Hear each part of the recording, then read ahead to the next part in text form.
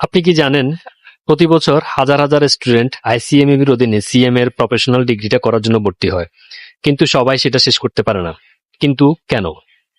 অনেকেই প্রথমে অনেকগুলো পরীক্ষা দেয়, এরপরে ছেড়ে দেয়। আবার দেখা যায় অনেকেই আহ, বারবার পরীক্ষায় ফেল করার পরে হতাশ হয়ে হাল ছেড়ে দেয়। অনেকেই জব এবং পড়াশোনার ভারসাম্য রাখতে পারে না বলে শেষ করে সিএমএ শেষ করে দেয়। কিন্তু কেন? আজকের ভিডিওতে আমি আপনাদেরকে জানাবো সিএমএ ছাত্রদের সাধারণ 10টি ভুল, যে 10টি ভুলের কারণেই তারা সিএমএ যাত্রাটা সহজ করতে পারে না। আপনারা যদি এই 10টা ভুল সম্বন্ধে ধারণা রাখতে পারেন এবং বুঝতে পারেন, তাহলে আশা করি আপনাদের সিএমএ জার্নিটা সহজ হবে। তো মাই ডিয়ার ফ্রেন্ড, আসসালামু আলাইকুম। আমি মনোয়ার হোসেন রায়হান, দীর্ঘদিন সিএমএ জার্নির সাথে আছি। তো আমি আপনাদেরকে আজকে জানাবো সিএমএ ছাত্রদের সাধারণ 10টি ভুল, যে 10টি ভুলের কারণে তারা সহজেই সিএমএ ছেড়ে দেয়, পাশ করে না। শুরুতে আমি আপনাদেরকে বলি, সিএমএ কোনো মেধা বা ট্যালেন্টের বিষয় না। এটা অসম্ভব কঠিনও না। এটা শুধু একটা ধারাবাহিক অনুশীলনের কাজ। তো চলেন শুরু করা যাক। শুরুতে আমি 1 নম্বর পয়েন্ট দিয়ে বলি। আমি একটু গাইস আপনাদেরকে একটু বলে রাখি, আমার চ্যানেলটা একবারই নতুন, একটু সাবস্ক্রাইব করে দিবেন এবং একটা লাইক কমেন্ট করে দিবেন। আমি একটা নোট তৈরি করছি, যে 10টা নোট, সেগুলো আমি আপনাদেরকে এখন এই অ্যানালাইসিস করব। শুরুতে বলে রাখি 1 নম্বর পয়েন্ট, সেটা হচ্ছে স্টাডি প্ল্যান না করা। আপনি সিএমএ তে যখন ভর্তি হবেন, শুরুর দিন থেকে এবং সিএমএ শেষ করা পর্যন্ত একটা স্টাডি প্ল্যান থাকতে হবে, প্রত্যেকটা সাবজেক্টের জন্য আলাদা আলাদা। আপনি ধরেন ভর্তি হলেন, ভর্তি হওয়ার পরে আপনাকে আইসিএমএবি থেকে একটা সিলেবাস দিবে, কিংবা আইসিএমএবির ওয়েবসাইটেও সিলেবাস আছে, সেখান থেকেও নিতে পারেন। তো সিলেবাস নিয়ে আপনি টপিক ধরে একটা সুন্দর করে স্টাডি প্ল্যান বানাবেন। সেই স্টাডি প্ল্যান অনুযায়ী আপনি ধীরে ধীরে আস্তে আস্তে ধারাবাহিকভাবে এগিয়ে যাবেন। আপনি সিলেবাস অনুযায়ী স্টাডি ম্যাটেরিয়াল বা রেফারেন্স বুকগুলোতে নিয়ে ওই টপিকটা খুঁজবেন, পড়বেন, বুঝবেন এবং প্রয়োজনে ইন্টারনেট যেমন চ্যাট জিপিটি, গুগলের সাহায্য নেবেন। একটা সুন্দর একটা স্টাডি প্ল্যান বানাবেন, একটা ডেইলি রুটিন বানাবেন, যেগুলো আপনি ফলো করবেন। খুব সহজেই এটা আপনার জন্য কাজে দিবে সিএমএ পাস করার জন্য। 2 নম্বর পয়েন্টে আসি, শুধুমাত্র ক্লাসের উপর নির্ভর করা। এখানে শুধু ক্লাসের উপর নির্ভর করলে চলবে না। ক্লাস দুইভাবে হয়, অনলাইন এবং অফলাইনে।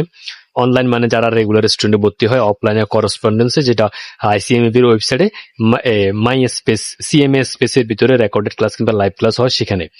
তো আপনি ক্লাসের উপরে আপনি শুধু নির্ভর করবেন না, আপনি আপনার বড় ভাই থেকে, আপনার ক্লাসমেটদের থেকে নোটস নেন, তাদের সাথে কোঅপারেশন করেন, আপনি লাইব্রেরিতে যান, তাদের সাথে বসে কথা বলেন, তাদের সাথে বই শেয়ার করেন। লাইব্রেরিতে গেলে অনেক জ্ঞান বাড়ে। লাইব্রেরির গুরুত্ব কিন্তু সিএমএ তে অপরিসীম।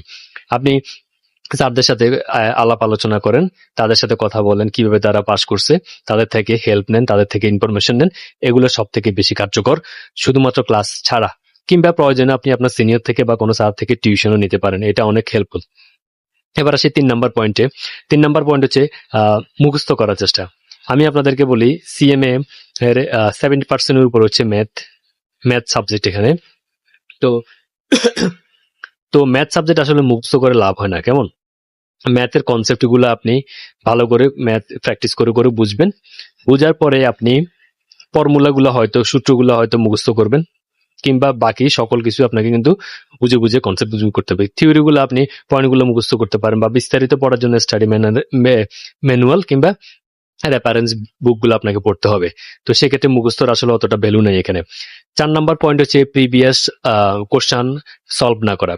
প্রিভিয়াস কোশ্চান এমন একটা গুরুত্বপূর্ণ জিনিস, আপনি যখন সলভ করবেন তখন আপনি অনেক কিছু জানতে পারবেন, বুঝতে পারবেন আগের পরীক্ষার সম্বন্ধে, পরীক্ষার স্ট্রাকচার সম্বন্ধে, প্রশ্ন কই কই থেকে আসে, কোন কোন চ্যাপ্টার ইম্পর্টেন্ট দেওয়া লাগবে, কোন কোন চ্যাপ্টার থেকে প্রশ্ন বেশি আসতেছে, সেগুলো জানার জন্য, সেগুলো সম্বন্ধে জ্ঞান থাকার জন্য আপনাকে প্রিভিয়াস কোশ্চেনগুলো সলভ করতে হবে।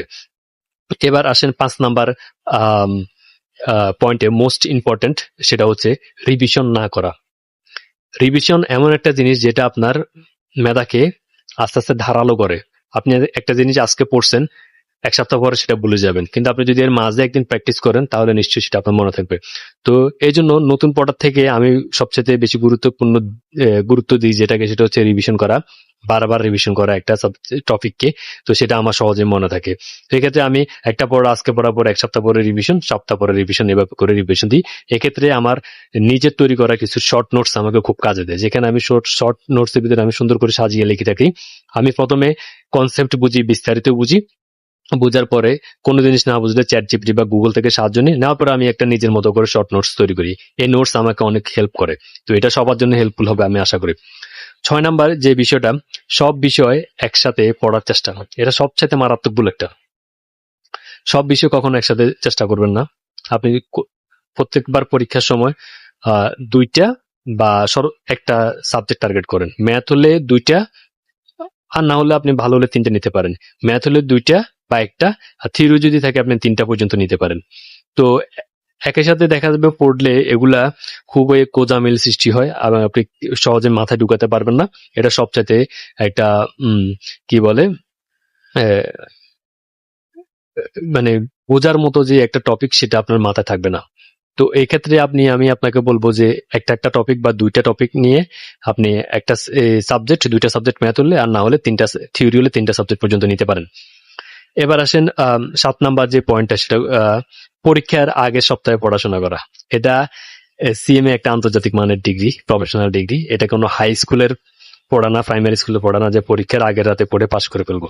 এই ভুল কখনোই করবেন না, এটা কোনো কাজেই দিবে না। কোনো কাজে দিবে না। 1 সপ্তাহ আগে বললে কি 1 মাস আগে পড়লেও সেটা কোনো কাজে দিবে না। তো এই ভুল করবেন না। এরপরে 8 নাম্বার আসি, জব ও স্টাডি এর ভারসাম্য না রাখা। জব যেমন ইম্পর্টেন্ট, স্টাডিটাও তেমন ইম্পর্টেন্ট। ফিউচারে ক্যারিয়ার করতে হলে অবশ্যই আমার একটা ডিগ্রি লাগবে। তো সেক্ষেত্রে জব এবং ক্যারিয়ারের পড়াশোনার যে ভারসাম্যটা, ব্যালেন্সটা আমাকে বজায় রাখতে হবে। 2 দিকে সময় দিতে হবে। দৈনিক একটু একটু করে 1 ঘন্টা 1.5 ঘন্টা করে সময় দিলেই আপনার পড়াশোনার টাচে থাকলে খুব সহজ হবে আপনার জন্য। আপনার 9 নম্বর যে ইম্পর্টেন্ট টপিকটা, সেটা হচ্ছে হতাশ না হয়ে মাঝপথে ছেড়ে দেওয়া। এটা কারা করে? যারা একটা পরীক্ষায় বারবার ফেল করে, একাধিকবার ফেল করে, ধরেন কোনো ম্যাথ বুঝতে পারে না বা কোনো টপিক বুঝতে পারে না, তারা এই কাজটা করে। তো সেক্ষেত্রে দেখা যায় যে তারা হতাশ হয়ে মাঝপথে ছেড়ে দেয়। আমি দেখেছি এই কেউ একজন এক সাবজেক্ট 4বার পরীক্ষা দিয়েছে, এরপর হতাশ হয়েছে, পুরো সিএমএ ছেড়ে দিছে। তবে আমার জানা মতো সে যদি আবার আরেকবার বসতো তাহলে সে অবশ্যই পাস করতো। তো সিএমএটা হচ্ছে একটা ধারাবাহিক খেলা। তো এটার জন্য লেগে থাকতে হবে। এটার জন্য আপনাকে শ্রম দিতে হবে, বুঝতে হবে। আপনি ধারাবাহিক লেগে থাকলে আপনি পাস করতে পারবেন। তো 10 নাম্বার সর্বশেষ যে পয়েন্ট হচ্ছে নেটওয়ার্ক তৈরি না করা। নেটওয়ার্কটা কিভাবে তৈরি হবে? নেটওয়ার্কটা তৈরি হবে আপনি যখন লাইব্রেরিতে যাবেন, ক্লাসে যাবেন, অনলাইন ক্লাসে সবার সাথে জয়েন করবেন, তখন আপনি স্যারদের সাথে সুসম্পর্ক রাখেন, সিনিয়রদের সাথে সুসম্পর্ক রাখেন, তাদের সাথে নোটস শেয়ার করেন, তাদের থেকে ইনফরমেশন জানতে চান, কিভাবে তারা পাস করছে সেগুলো জানতে চান। নেটওয়ার্ক যখন তৈরি হবে আপনার ভিতরে, আপনার আশেপাশে যে সারাউন্ডিং আছে সেটা উন্নত হবে, পরিবেশ উন্নত হলে আপনি উন্নত হবেন, আপনার মাইন্ড উন্নত হবে। তো আপনার নেটওয়ার্ক উন্নত করার জন্য আপনাকে লাইব্রেরি, ক্লাস ইত্যাদিতে জয়েন করতে হবে। সবার থেকে জানবেন তারা কিভাবে পাস করছে, আপনি নিজেও তাদেরকে কিছু হেল্প করবেন, তারা আপনাকে হেল্প করবে। তো নেটওয়ার্ক তৈরির জন্য আপনাকে এগুলাই করতে হবে। এবং নেটওয়ার্ক তৈরি কিন্তু শুধুমাত্র স্টাডি ক্ষেত্রে না, জবের ক্ষেত্রেও কিন্তু ইম্পর্টেন্ট। আপনার জবটা আজকে আছে, কালকে নাও থাকতে পারে। সেক্ষেত্রে নেটওয়ার্কিং থাকলে আপনি জব অন্য জায়গায় ম্যানেজ করা খুবই সহজ হয়ে যাবে। তো এই ছিল আমার 10টা পয়েন্ট, সিএমএ ছাত্রদের সাধারণত ভুল করা। এগুলো আপনারা যদি মেনে চলতে পারেন, এগুলো যদি আপনারা শুধরিয়ে চলতে পারেন, সিএমএ জার্নি আপনাদের জন্য খুবই সহজ হবে। তো পরিশেষে আমি যদি আপনাদেরকে একটা কথাই বলি, সিএমএ কিন্তু কোনো সহজ ব্যাপার না। এটা একটা খুবই কঠিন একটা, অনেকে বলে থাকে সিএ থেকেও কঠিন একটা প্রফেশনাল ডিগ্রি, আবার অসম্ভব না। সিএমএ মেধার চেয়ে ধারাবাহিকতা জরুরি। অনেকটা বলতে গেলে টেস্ট ম্যাচের মতোই, আপনাকে 5 দিন পিছিয়ে টিকে রাখতে হবে। টি-20 না, এটা কোনো টি-20 খেলা না, এটা টেস্ট ম্যাচ। তো আপনি যদি এই ভুলগুলো খুঁজে বের করেন এবং আপনি যদি আপনাকে নিজেকে সময় দিয়ে একটা সুন্দর পরিকল্পনা করেন, তাহলে সিএমএ যাত্রাটা আপনার জন্য সুন্দর হবে আমি আশা করি। তো আজকের আমার এতটুকুতেই থাক। সিএমএ সাধারণ ছাত্রছাত্রীদের 10টি ভুল নিয়ে টপিক এতটুকুই। আপনারা যদি কোনো টপিক নিয়ে জানতে চান বা আমি যদি পরবর্তী কোনো টপিক নিয়ে কোনো ভিডিও বানাতে চাই, আপনারা কি ধরনের ভিডিও চান আমার থেকে, সেটা আমাকে কমেন্টে জানাবেন। আমি আপনাদেরকে ওইভাবে একটা ভিডিও তৈরি করার প্রস্তুত করব আপনাদের জন্য। তো ততদিন পর্যন্ত সবাই ভালো থাকেন, আমার জন্য দোয়া করবেন। আল্লাহ হাফেজ, আসসালামু আলাইকুম।